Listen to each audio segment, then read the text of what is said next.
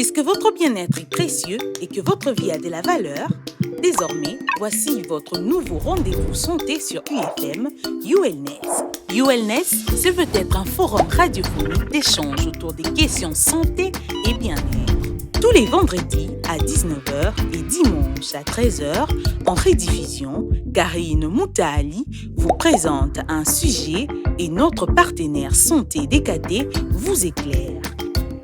ULNES, votre santé nous intéresse. Bonsoir à tous et bienvenue, vous êtes à l'écoute de UFM 94.7, Urban FM 94.7, notre appli radio téléchargeable sur Play Store, mais également notre YouTube Urban FM 94.7 RDC, n'oubliez pas. On est là ce soir pour parler santé dans notre magazine ULNES avec notre partenaire DKT. Comme tous les vendredis soirs à 19h, votre émission santé vous apporte un sujet et bien évidemment un expert qui vient nous éclairer sur le sujet. Ce soir, pour le compte de DKT, nous avons donc le docteur Dolly Senga qui est manager de liaison médicale chez DKT, à qui on dit bonsoir docteur. Bonsoir madame. Comment vous allez ? Oui, ça va très bien. Merci d'être de nôtres en tout cas ce soir.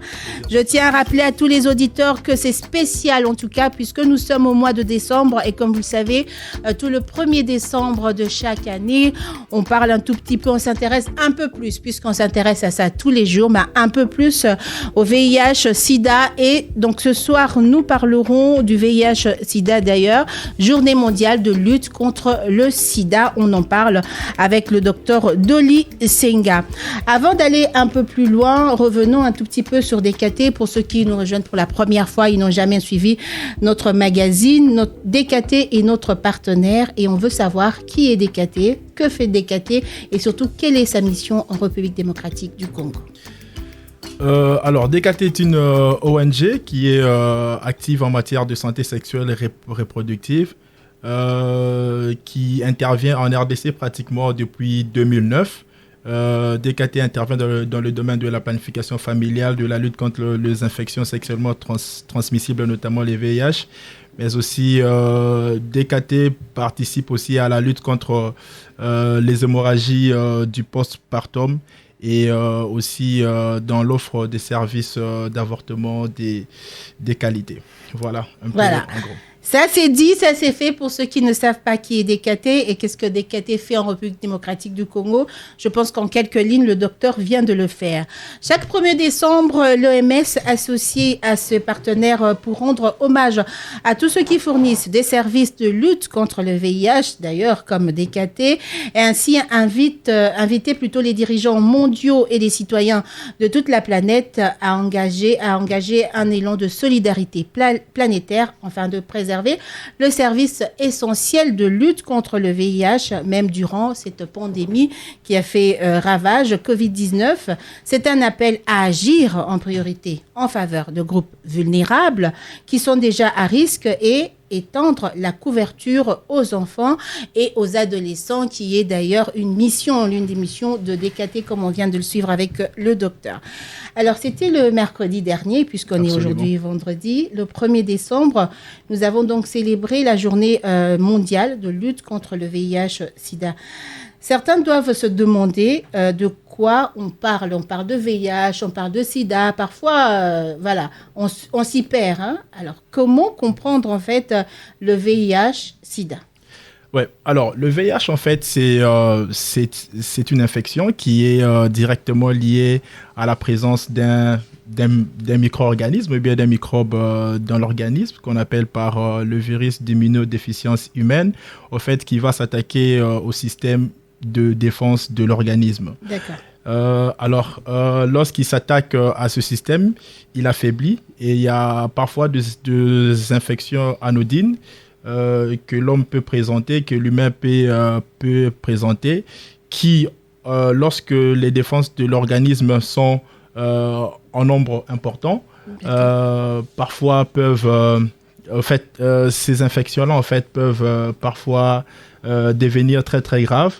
Et je prends le cas de la grippe ou bien d'une simple bronchite qui peut s'aggraver lorsque on présente bien entendu une immunodépression liée au VIH-Sida. Et il y a aussi le risque accru de développer certaines maladies telles que les cancers. Alors, à quel moment on peut dire qu'on peut parler de sida et à quel moment on peut parler de VIH? Est-ce qu'on parle de tous les deux au même moment ou bien c'est une étape qui fait qu'on parle de sida? Ouais, alors on ne parle pas de deux au même moment. En fait, c'est l'infection à VIH en fait à des stades ou bien à des phases. Alors la maladie évolue en général en 3 phases. Il y a une phase muette ou bien il y a une phase asymptomatique où voilà le malade ne présente aucun symptôme alors que vous avez été en contact avec le virus. Alors cette phase-là peut prendre jusqu'à 6 mois. Et puis après il y a une deuxième phase.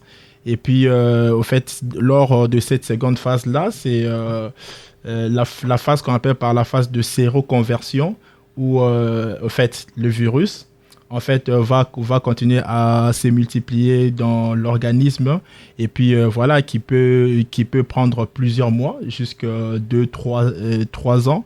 Et après il y a la troisième phase en fait qui est vraiment la phase du développement de la maladie qui est le sida. Voilà, donc c'est le sida, en fait, c'est la dernière étape, on va dire, de la maladie. Absolument, donc c'est le tout dernier stade de la maladie. Ouais. Très bien. Alors, quels sont les moyens de transmission, finalement, de ce virus? Comment on arrive aujourd'hui encore à l'attraper? Ouais, alors c'est vraiment une question très très importante parce que DKT insiste beaucoup plus par rapport à la communication pour pousser les personnes à pouvoir adopter un comportement responsable, surtout en matière de sexualité. Alors, ce qu'on peut déjà retenir, c'est que le VIH c'est transmis par 3 modes essentiels. D'accord. Il y a la voie sexuelle, premièrement, et il y a la voie sanguine. Et puis, le troisième mode de transmission, en fait, c'est la transmission de la mère vers l'enfant. D'accord. Voilà.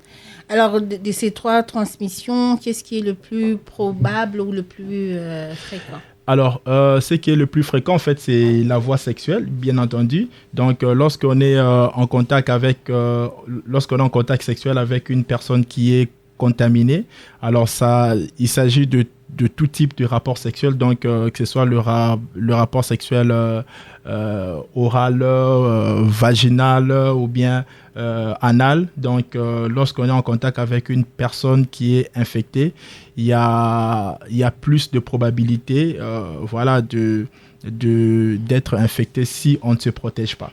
Très bien, si on ne se protège pas, il y a probabilité. Donc, même les petits bisous, ça, ce sont des questions qu'on pose très souvent dans la cité. Hein. Quand on s'embrasse, on l'attrape aussi automatiquement.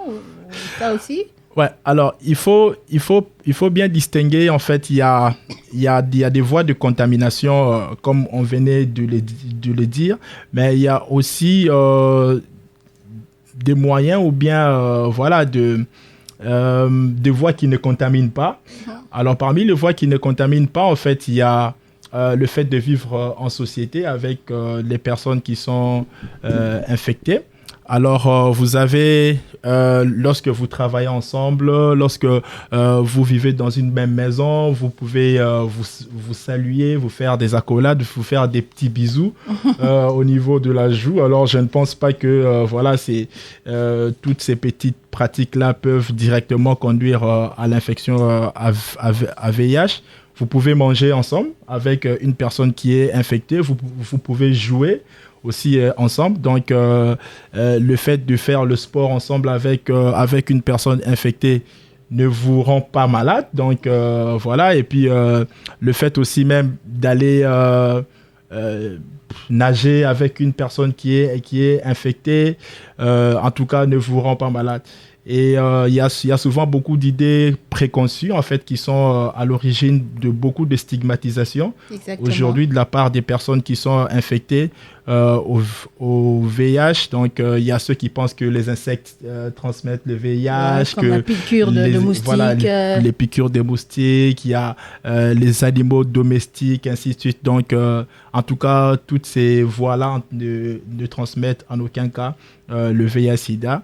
À part, bien entendu, les 3 voies principales dont on a beaucoup plus présentées. Il y a la voie sexuelle, il y a la voie sanguine. Donc, on a bien développé la voie sexuelle. Par rapport à la voie sanguine, c'est lorsqu'on est en contact avec du sang infecté. Et là, je parle de la transfusion sanguine. Donc, lorsqu'on reçoit du sang infecté, on peut se contaminer. Et en dehors de ça, lorsqu'on utilise les objets tranchants, il y a des rasoirs, il y a tout ce qui peut créer des lésions aussi minimes qu'elles soient, peuvent augmenter le risque de contamination du VIH. Donc, pas de contact avec le sang veut dire qu'on ne peut pas attraper. Donc, il faudrait qu'il y ait absolument du contact avec le sang. Absolument. Ouais. Et en dernier lieu, il y a aussi des piqûres. Donc, il y a souvent des personnes qui utilisent des drogues injectables. Voilà, alors, lorsqu'on est infecté et que deux personnes utilisent une même seringue, et si l'une est infectée, donc l'autre peut aussi facilement attraper cette infection-là parce que le virus est bien entendu présent au niveau du sang. Ça me donne envie, docteur, de vous poser la question justement, puisque vous parlez de l'utilisation des seringues et autres. Est-ce que l'environnement ou bien, on va dire, la vie sociale peut être l'une des causes de voir des chiffres assez élevés dans telle ou telle autre communauté? Ouais, alors c'est une très très bonne question. Alors il y a eu beaucoup d'études qui ont été menées dans le cadre du VIH et on avait remarqué par exemple que chez les toxicomanes, donc on avait remarqué au fait des chiffres, soit des statistiques un peu élevées en matière d'infection à VIH. Alors les personnes en fait qui ont une vie sexuelle un peu plus active, donc non protégée très souvent, qui ne se protègent pas souvent et voilà, donc qui ont des comportements sexuels à risque, notamment les professionnels du sexe. On a aussi remarqué que lorsqu'ils ne se protègent pas, il y a une forte augmentation en termes de des chiffres liés Est-ce que la précarité aussi peut être parmi les causes, le fait qu'on vit dans une société ou dans un quartier, on est les uns sur les autres, ça peut aussi être un facteur? Exactement, il y a la promiscuité, donc le fait d'être trop concentré avec tout ce que cela peut entraîner en termes d'injustice sociale, en termes de tout ce qu'il y a comme violence, ainsi de suite. Et lorsqu'il n'y a pas une certaine réglementation dans votre environnement social, il y a parfois ce risque-là qui peut être aussi accru. Lutte contre le VIH-Sida, comme je l'ai dit, tous les 1er décembre, en tout cas, on célèbre cette journée mondialement, mais on met encore un peu plus d'accent là-dessus tout ce mois de décembre parce que je pense que des actions sont menées aussi dans ce sens-là. En parlant d'actions, on aimerait bien savoir quels sont les chiffres en République démocratique du Congo aujourd'hui en ce qui concerne le VIH-Sida. Ouais, alors les statistiques en notre possession montrent qu'aujourd'hui il y a un peu plus de 500 000 personnes qui sont infectées au VIH en RDC, adultes tout comme enfants confondus, et que la prévalence contraceptive, la prévalence du VIH est autour de 1,2% pour toute la population. Donc, ce qui montre qu'aujourd'hui, le VIH est vraiment une réalité qu'il faut absolument prendre en compte. Malheureusement, il y a encore d'autres chiffres qui sont très très alarmants. On remarque qu'il y a très peu des personnes qui ont de la connaissance en matière de prévention contre l'infection à VIH, surtout dans la tranche d'âge de 15-24 ans où il y a à peine 20% de jeunes qui connaissent vraiment comment se protéger et même les modes de transmission du VIH. Et en dehors de ça, il y a ceux qui ont accès au traitement. Jusqu'à là, il y a pas assez trop de gens. On parle autour de 53-54% des personnes vivant avec le VIH qui ont un accès facile au traitement. Voilà. Alors, est-ce qu'aujourd'hui, il y a plus en plus de monde ou bien un pourcentage un peu plus élevé de ceux qui connaissent leur état sérologique qu'il y a quelques années? Alors ça, c'est un peu mitigé en fait parce qu'il y a eu une étude qui a montré qu'il y avait autour de 55-56% des personnes vivant avec le VIH qui connaissaient leur statut sérologique. Donc ça montre qu'il y a encore un bon chemin à parcourir avant que toutes les personnes qui sont infectées connaissent exactement leur statut sérologique. Alors, c'est vrai que, docteur, le monde, depuis quelques années, 2-3 ans maintenant, vit sous la coupe de la COVID-19 et on en parle beaucoup plus. On a oublié d'autres maladies, en tout cas, qui tuent un peu plus rapidement même que la COVID. Qui tue chaque jour, on va le dire. Et qu'est-ce que vous faites en fait pour que les gens n'oublient pas, par exemple, qu'il y a le VIH, qu'il y a toujours la contamination, qu'il y a des gens qui ne connaissent pas, qui vivent avec et qui vivent au sein des sociétés. Comment vous faites pour justement faire en sorte que les gens n'oublient pas? Voilà. Alors, il y a un adage qui dit que le savoir est une arme, en fait. Alors, DKT, comme je le disais, on est une ONG, on est vraiment très, très active en matière de communication pour permettre aux gens de pouvoir changer de comportement. Alors, ce que nous faisons, en fait, nous communiquons beaucoup au travers nos différentes plateformes. Alors, chez DKT, nous faisons deux types de communication. Donc, il y a la communication interpersonnelle et il y a la communication des masses. Okay. Alors, par rapport à la communication interpersonnelle, nous avons nos distributeurs à base communautaire ou bien nos mobilisateurs communautaires. Au fait, ce sont des équipes de jeunes. Il y a des jeunes ambassadeurs. Il y a les mobilisateurs communautaires. En fait, ce sont des gens qu'on a eu à former en planification familiale, en lutte contre les infections sexuellement transmissibles, qui descendent au niveau des différentes communautés ici à Kinshasa et même à travers le pays, pour discuter sur tout ce qui est en rapport avec les IST, donc le mode de transmission, le mode de contamination, comment se protéger, ainsi de suite.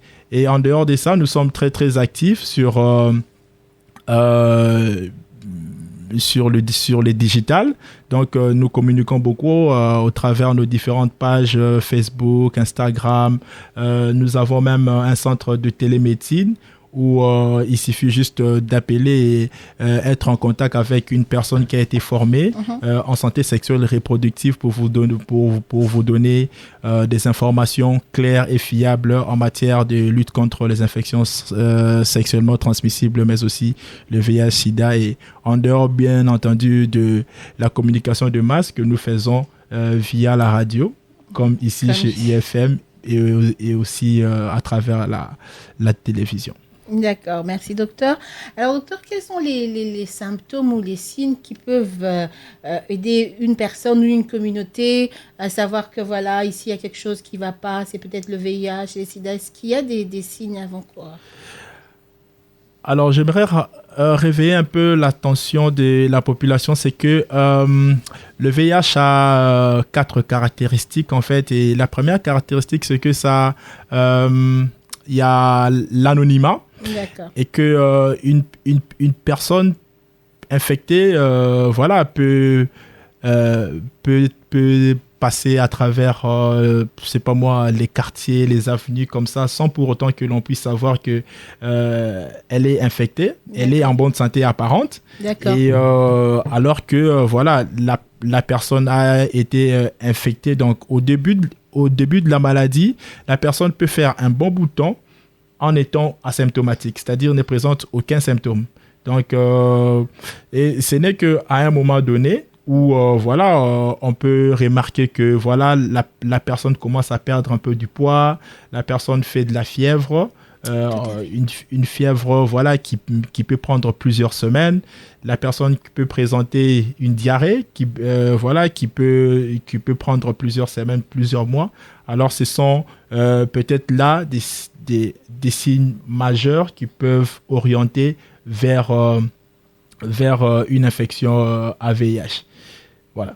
Alors, en termes clairs, pour être sûr de quoi il s'agit, il faudrait absolument se faire tester parce que ça peut être aussi des symptômes d'une autre maladie et mal jugés. Absolument. Donc, le dépistage, en fait, il est fondamental. Donc, lorsque nous faisons nos campagnes de sensibilisation avec nos différentes équipes à la radio, tout comme à la télé, nous insistons à ce que la personne puisse connaître son statut sérologique.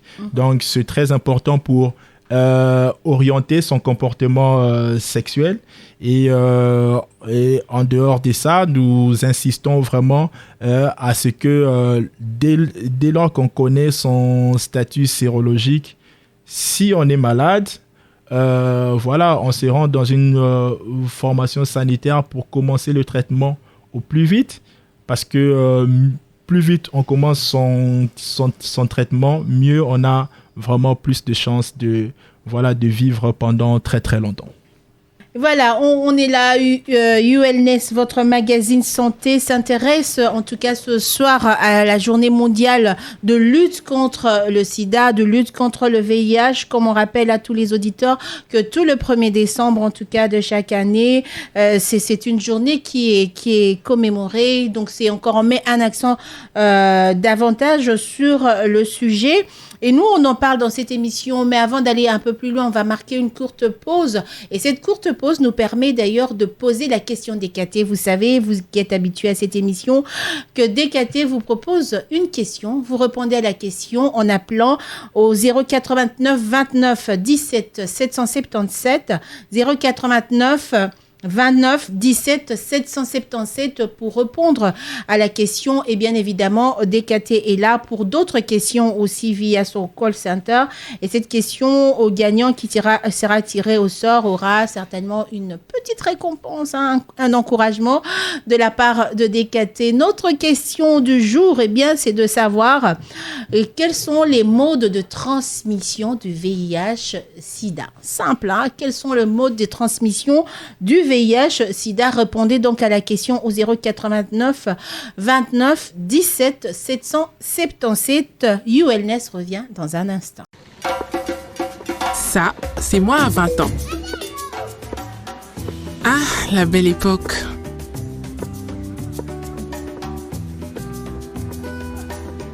À 20 ans, je rêvais de finir mes études. Alors, j'ai mis toutes les chances de mon côté pour être à l'aise.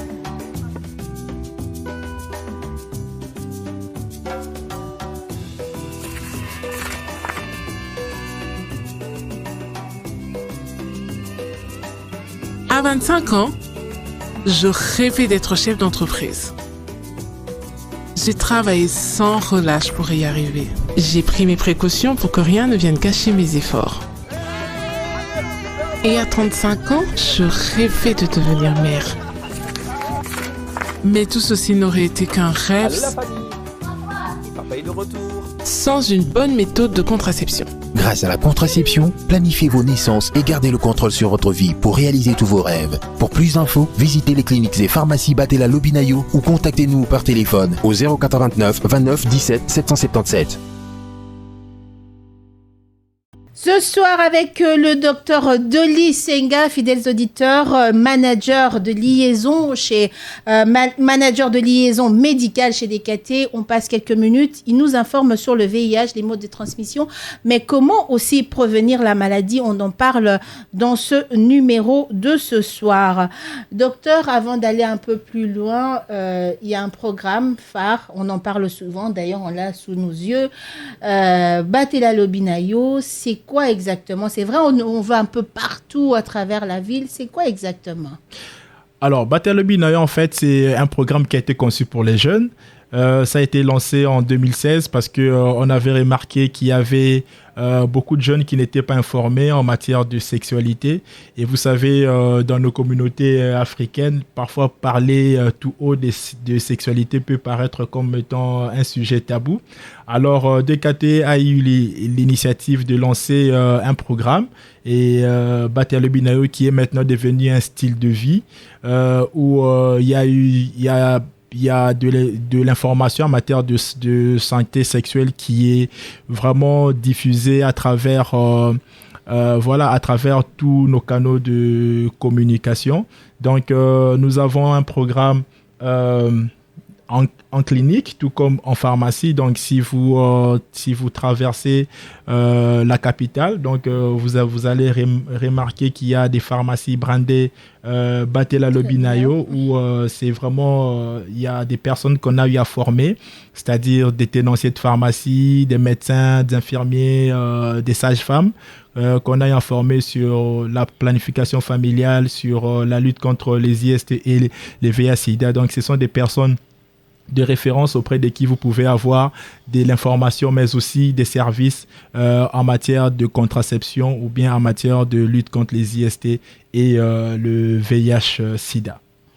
Si vous venez de nous rejoindre depuis quelques minutes, nous parlons donc de la journée mondiale de lutte contre le sida. Vous le savez, c'est tout 1er décembre de chaque année. Et donc là, avec le docteur, on essaye un peu de revenir en tout cas sur les bases, puisque c'est vrai qu'on en parle depuis des années, mais on ne cessera pas tant que ça ne sera pas éradiqué. On espère qu'un jour ça va l'être, totalement. En tout cas, on l'espère en tout cas. La science nous donne cette possibilité de rester, au fait, de garder l'espoir. Tant que la recherche scientifique continuera et nous pensons que nous allons vaincre le VIH. On l'espère et on l'espère très très fort, on attend ça. Alors, est-ce que pour revenir au sujet d'aujourd'hui, de ce soir, est-ce que, docteur, une personne qui est infectée par le VIH peut vivre longtemps? Si oui, combien d'années? Alors, exactement, une personne qui est infectée au VIH-Sida peut vivre très très longtemps. Et il y a eu beaucoup d'études qui ont été menées. Il y a eu une étude qui a été menée en Afrique du Sud où on a suivi des personnes qui étaient mises sous traitement antirétroviral un peu plus tôt. Donc, on a remarqué que ces gens-là avaient plusieurs dizaines d'années devant eux. Et donc, lorsque on est compliant au traitement, lorsque on prend régulièrement ces médicaments contre le VIH, on peut vivre plusieurs années. Donc, je parle de l'ordre de 30, 40. Vieillir. Pourquoi pas 50. Donc, alors, tout est vraiment fonction de sa compliance au traitement, mais aussi de l'hygiène de vie. Et donc, on peut vraiment vivre longtemps, bien qu'en ayant le virus. Alors, l'idéal, ce serait d'abord de se dépister, de connaître son état sérologique très tôt pour justement commencer très tôt le traitement et espérer vivre longtemps. Absolument. Nous insistons beaucoup plus sur la connaissance de son statut sérologique. C'est très important. Malheureusement, ici, on ne se fait dépister qu'avant son mariage. Malheureusement. Enceinte, donc, peut-être quand on est enceinte, tout ça, avant, lors des consultations prénatales. Mais c'est très important de connaître son statut sérologique. Et nous pensons qu'à travers le pays, il y a des formations sanitaires qui sont, qui ont intégré la prise en charge du VIH/SIDA et qui sont capables d'apporter des tests de dépistage comme ça, et c'est gratuit en général. Donc, on ne paye pas. Il suffit de se faire prélever une petite goutte de sang. Vous connaissez votre statut sérologique. Ça vous permet d'être responsable vis-à-vis de son comportement sexuel, mais aussi si jamais on est malade, commencer le traitement le plus vite. Et aujourd'hui, c'est possible. Donc, lorsque vous avez une charge virale qui est pratiquement non détectable, vous pouvez vivre pendant très très longtemps sans pour autant développer toutes les infections opportunistes qui peuvent arriver lorsque vous n'êtes pas sous traitement. Tout à l'heure, on parlait de tomber enceinte, etc. Est-ce qu'une femme peut-elle concevoir quand elle est infectée par le VIH? Si elle est infectée pour concevoir le conjoint pas infecté, comment ça se passe? Est-ce que c'est possible? Alors, c'est possible d'avoir des enfants tout en étant infecté. Alors, il y a certaines conditions, il y a des préalables normalement à prendre en compte pour atteindre cet objectif-là.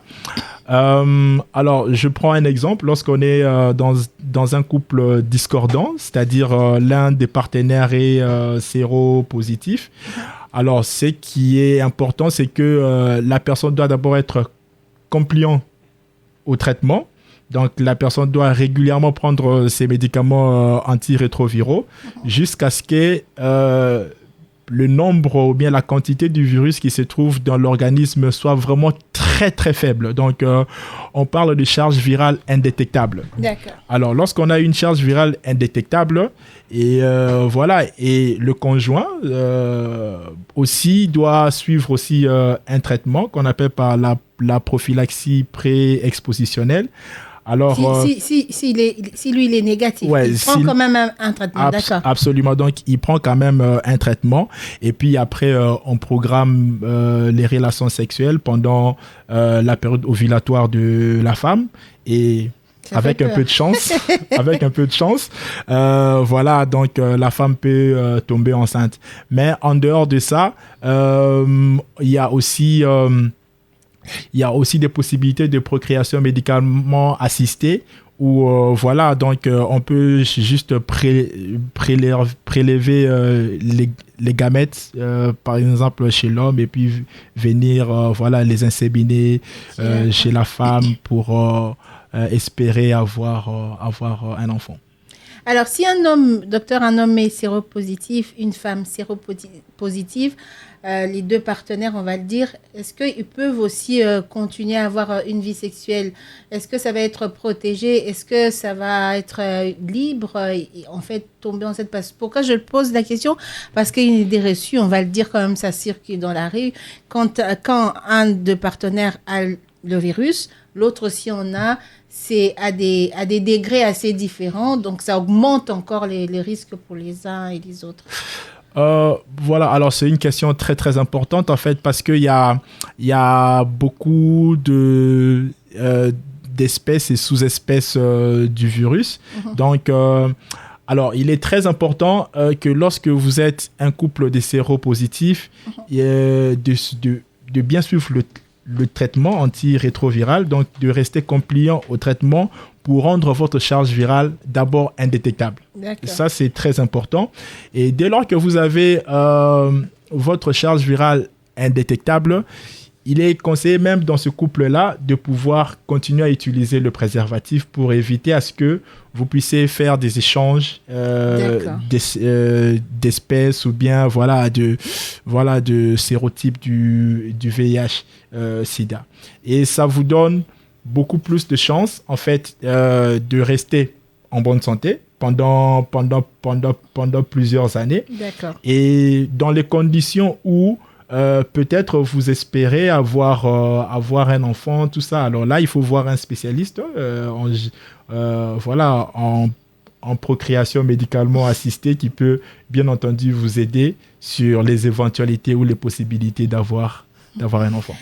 Si j'ai posé la question, docteur, c'est parce que, une fois, je suis tombée sur une histoire comme ça dans la rue et ça m'a vraiment tiqué. Hein. Je vais raconter l'histoire exactement comme reçu, on va le dire. Non, moi, on a vu tout ça, la famille au problème. Pour moi, on a vu ça, c'est sida, mais sida, moi, on a bon, il est caï makasi. Si quoi, il y a kolinga, moi, on a vu ça, sida, il y a moi, on a bango, et quand on a moi, on a vu ça, bomi, moi, on a vu ça, moi, on a ouati, kari. Donc, je me dis, ça veut dire qu'il y a des des sérotypes, je sais pas comment vous dites, qui sont beaucoup plus agressifs quand même que les autres ou pas? Ouais, exactement. Ça peut aussi être le cas. Mais le plus important ici, en fait, c'est que lorsqu'on n'est pas traité, lorsqu'on n'est pas sous traitement, en fait, c'est en ces moments-là que, voilà, on laisse la maladie se développer dans ces plusieurs phases et stades, donc pour arriver jusqu'au niveau, voilà, du 4e stade. Et parfois, c'est très, très compliqué. Lorsqu'il y a des infections opportunistes, voilà, qui s'invitent, il y a plusieurs maladies qui peuvent arriver. Il y a la toxoplasmose, il y a la candidose, il y a la méningite qui peut arriver, il y a la tuberculose, ainsi de suite. Et là, parfois, c'est très, très compliqué. Mais lorsqu'on est déjà compliant au traitement, c'est parfois un peu facile, en fait, de pouvoir éviter à ce que, malheureusement, des conséquences dramatiques puissent arriver. Voilà. Est-ce que l'hépatite B ou je sais pas quelle lettre encore est forcément une maladie qui découle ou je sais pas comment on va dire, une maladie ou une infection, je sais pas. Ouais. L'hépatite c'est une maladie Ouais. qui découle automatiquement du VIH/SIDA ou bien ça peut être aussi juste une maladie normale. Ouais. Alors l'hépatite B. Au fait, c'est une maladie qui se transmet par la voie sexuelle, donc pas forcément liée au VIH/SIDA. D'accord. Alors voilà pourquoi on insiste, donc je pense que c'est l'hépatite B et même l'hépatite C, on insiste beaucoup plus à ce que les personnes, parce que ça se transmet aussi par la voie sexuelle, tout comme d'autres IST, alors on insiste beaucoup plus que les personnes puissent vraiment se protéger lors des rapports sexuels. Ouais. Très bien. Alors, docteur Dolisenga, dites-nous un tout petit peu, est-ce qu'il existe des moyens de se protéger autre que le préservatif? Parce que on en parle beaucoup plus. Hein. Est-ce qu'il y a des moyens pour se protéger justement du VIH? Alors, en tant que DKT, je commencerai d'abord avec le préservatif parce oui, que... produit phare de DKT. En tout seigneur, en tout honneur. Donc, chez DKT, nous avons deux types de préservatifs. Nous avons le préservatif OK Condom, 6 couleurs, 6 plaisirs, où vous avez la possibilité non seulement de vous protéger, mais d'avoir aussi le plaisir quand voilà, vous êtes en train de passer vos rapports sexuels. Mais à part ça, nous avons aussi un préservatif qu'on a eu à lancer il y a très peu, le préservatif Chic Condom, qui est un préservatif un peu modeste, mais de très très bonne qualité. En fait, tout cela, en fait, c'est parce que nous voulons absolument que la population puisse se protéger contre les infections sexuellement transmissibles qui sont un boulevard pour le VIH, mais aussi contre les grossesses non désirées. Alors, en dehors de ça, il y a d'autres modes de prévention. Il y a notamment la sécurité transfusionnelle, j'y arrive. C'est très important que, voilà, avant de transfuser une personne, tout ça, il faut tester le sang. Voilà, donc pour éviter que la personne soit contaminée. Mais en dehors de ça aussi, essayer beaucoup plus de garder des objets. Là, je m'adresse beaucoup plus aux personnes qui aiment bien faire de la manucure, de la pédicure, tout ça. Surtout les femmes, on souligne que c'est surtout les femmes. Absolument. Alors, avoir ces objets personnels à tout moment, et à chaque fois que vous voulez utiliser, même quand une autre personne veut l'utiliser sur vous, et tendance à pouvoir un peu utiliser un peu d'alcool pour décontaminer, voilà, soit n'importe quel désinfectant pour éviter à ce que voilà, cela puisse arriver. Mais à part ça, il y a au niveau des cliniques, tout ça, il y a de programmes, soit voilà, des méthodes de protection, ou soit pour éviter la transmission entre la mère et l'enfant. Donc voilà. Et puis en dehors de ça, il y a aussi ce qu'on appelle par la prophylaxie pré-expositionnelle, mais ça c'est beaucoup plus lié, c'est beaucoup plus dans le domaine médical en fait. Voilà, comme le docteur l'a dit tout à l'heure, les objets tranchants, les aiguilles et tout ça, il faudrait éviter de partager. En tout cas, il faudrait avoir nos propres instruments, mais également si on peut pas, on n'a pas la possibilité, désinfecter. Alors, par ailleurs, j'allais aussi ajouter, lorsqu'on est marié, on va insister beaucoup plus d'éviter le vagabondage sexuel, donc la bonne fidélité. Et puis voilà, et lorsque on n'est pas marié et qu'on pense que on peut s'abstenir, alors on dit toujours que l'abstinence est une méthode qui vous protège à 100% contre les infections sexuellement Très peu suivi quand même. transmissibles. Mais c'est très bon, Mais le meilleur. Absolument, donc il faut vraiment qu'on puisse se les dire. Mais on va encore beaucoup plus insister sur le dépistage. Parce que le dépistage, en fait, c'est une porte qui vous mène vers la prise en compte ou bien l'observation des moyens de prévention. D'accord. En dehors de ça, c'est aussi une porte qui vous mène vers le traitement. Et lorsqu'on est compliant au traitement, je ne cesserai de les répéter, on peut avoir une très bonne qualité de vie. Parlons à présent, Dr Dolly Senga. Je rappelle à tous les auditeurs qu'il est manager de liaison chez DKT. DKT qui est notre expert santé, en tout cas pour ce magazine ULNES. Et on s'intéresse donc à la lutte contre le VIH-Sida. Que fait DKT comme action, justement? Je sais que vous avez un peu soulevé ça un peu plus haut, mais que fait vraiment DKT en termes d'action par rapport à ce sujet? Alors, DKT apporte l'information. D'abord, donc comme je le disais tantôt, l'information, en tout cas, c'est le moyen par excellence pour éveiller les consciences des personnes qui voient que la maladie existe. J'ai tantôt parlé du caractère anonyme de la maladie, donc c'est très important, mais il y a aussi le caractère incurable de la maladie. Malheureusement, jusqu'ici, il n'y a pas encore un traitement qui éradique totalement le VIH de l'organisme et il n'y a pas encore de vaccin. On a le vaccin contre la Covid, mais on n'a pas encore de vaccin contre le VIH-Sida. Et ce qui est encore beaucoup plus alarmant, c'est que ça touche la population active. Donc, ce sont les 15 à 49 ans qui sont beaucoup plus touchés. Donc, on voit là la cheville ouvrière d'un pays. Et la toute dernière caractéristique, en fait, c'est le caractère en feu de brousse. C'est que lorsqu'on veut mettre le feu sur une savane, on n'a pas besoin d'apporter plusieurs tonneaux d'essence avec plusieurs flammes. Donc, il suffit juste d'une petite flamme et puis après, tout est parti. Voilà. Ouais. Voilà, comme je l'ai dit, le docteur, en tout cas, a fait un tout petit peu le tour sur le VIH-Sida, mode de transmission, aussi comment se prévenir, en tout cas, de la maladie, mais c'est pas tout. On aimerait quand même avoir une conclusion, un dernier mot, un rajout de la part du docteur. Ouais, alors en dehors, je reviens toujours par rapport à ce que DKT fait. En dehors de l'information, nous apportons les services.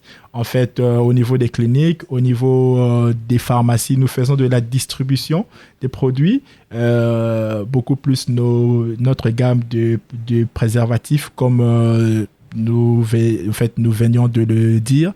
Et en dehors de ça, nous insistons aussi beaucoup plus quand nous faisons de la paire éducation au niveau des communautés, des causeries éducatives, tout ça, des conférences dans les universités. En passant, on a un programme universitaire qu'on appelle par Yekolabetela où nous apportons de l'information en matière de protection contre les IST, le VIH, mais aussi contre les grossesses non désirées à la population estudiantine à travers le pays. Donc, nous profitons de tout, de tous ces événements-là pour essayer un peu d'apporter de l'information sur la protection, mais aussi pour pousser les gens à pouvoir à faire le dépistage. Alors, tout à l'heure, excusez-moi docteur, tout à l'heure vous avez parlé de distribution. Je fais partie de la population. Quand vous parlez de distribution, vous nous donnez gratuitement ou bien on achète quand même?